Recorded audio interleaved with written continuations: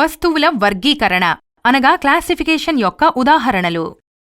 పిల్లలు, మునుపటి వీడియోలో మీరు వస్తువుల లక్షణాలు అంటే ఏమిటో, లక్షణాల ఆధారంగా మనం వస్తువులని వర్గీకరించి వాటిని వేర్వేరు సమూహాలుగా ఎలా చేయవచ్చో తెలుసుకున్నారు. మీరు సమూహాలుగా చేసే ఈ ప్రక్రియని వర్గీకరణ అనగా క్లాసిఫికేషన్ అంటారని కూడా తెలుసుకున్నారు.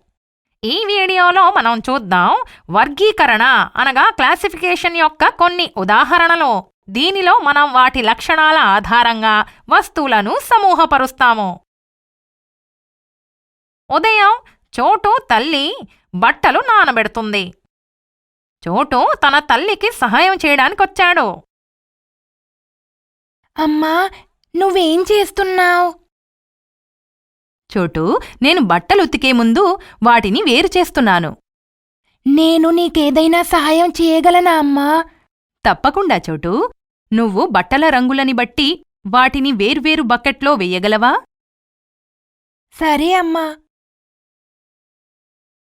చోటు బట్టలని చూసి అన్ని షర్టులని ఒక బకెట్లో వేస్తాడు. అన్ని ప్యాంట్లని రెండవ బకెట్లో వేస్తాడు. మరియు అన్ని చీరలని మూడవ బకెట్లో వేస్తాడు. ఇది చూసిన అతని తల్లి నవ్వుతుంది. తన తల్లి ఎందుకు నవ్వుతుందో చోటుకు అర్థం కాలేదు. చోటు తల్లి ఎందుకు నవ్విందో మీరు చెప్పగలరా? చోటు బట్టలు సరిగ్గా వేరు చేశాడా? అమ్మా, నువ్వెందుకు నవ్వుతున్నావ్? నేనేదైనా తప్పు చేశానా? అవును చోటు, నేను బట్టలు వాటి రంగు ఆధారంగా వేరు చెయ్యమని అడిగాను. కాని నువ్వు వాటి రకాన్ని బట్టి వేరు చేశావు. ఓహో, నేనిప్పుడే వీటిని సరిచేస్తానమ్మా.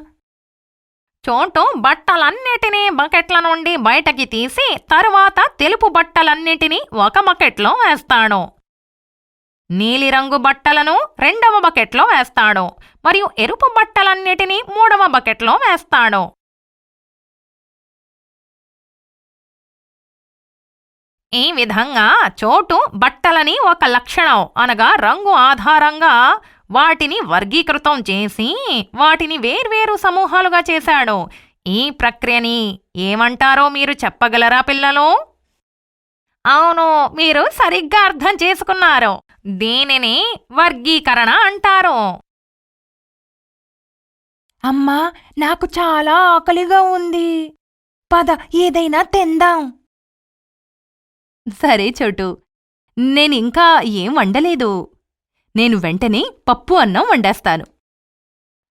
సరే అమ్మా, నేను కూడా నీతో పాటు వంటగదికొస్తాను. చోటు మరియు వాళ్ళ అమ్మ వంటగదిలోకి వెళ్లారు. వంటగదిలో షెల్ఫ్పై పప్పు డబ్బా రాజ్మా డబ్బా వెనక ఉంది. చోటు వాళ్ళ అమ్మ పప్పు డబ్బాని తీసుకుంటూ ఉంటే వారి చెయ్యి తగిలి రాజ్మా మరియు పప్పు రెండు డబ్బాలు అనుకోకుండా కింద పడతాయి. పప్పు మరియు రాజ్మా రెండూ కలిసిపోతాయి. అరెరే, పప్పు రాజ్మాలో కలిసిపోయింది. నువ్వు పప్పు మరియు రాజ్మాని వేరు చేయడంలో నాకు సహాయం చేయగలవా? సరే అమ్మా, నేను నీకు సహాయం చేస్తాను. చోటు పప్పును ఒక గిన్నెలో, రాజ్మాను వేరే గిన్నెలో పెట్టడం ప్రారంభిస్తాడు. పిల్లలు, చోటు ఏం చేస్తున్నాడో మీరు చెప్పగలరా? అవును, మీరు సరిగ్గా చెప్పారు. అతను పప్పు మరియు రాజ్మాని వాటి రంగు మరియు ఆకారం ఆధారంగా వర్గీకరించి రెండు వేర్వేరు గిన్నెలలో వాటి సమూహాలు చేస్తున్నాడు. ఇదిగో తీసుకో అమ్మా, పప్పు రాజ్మా వేరయ్యాయి. చాలా బాగా చేశావు చోటు, ధన్యవాదాలు. నేనిప్పుడు వెంటనే నీకోసం పప్పు అన్నం వండుతాను. సరే అమ్మా, అప్పటి వరకు నేను మిగిలిన వాళ్ళని కూడా భోజనానికి పిలుస్తాను. పిల్లలు, వర్గీకరణ యొక్క ఉదాహరణలు చూసి ఆనందించారు కదా? ఈరోజు ఇంతే. ఈ వీడియోలో మనం రంగు మరియు ఆకారం వంటి లక్షణాల ఆధారంగా వస్తువులను ఎలా వర్గీకరించవచ్చో నేర్చుకున్నాము. మరియు ఈ విధంగా వాటిని వేర్వేరు సమూహాలుగా ఎలా చేయవచ్చో నేర్చుకున్నాం. మీకీ విషయం బాగా అర్థమైందని నేను ఆశిస్తున్నాను. బాయ్ మిత్రులారా.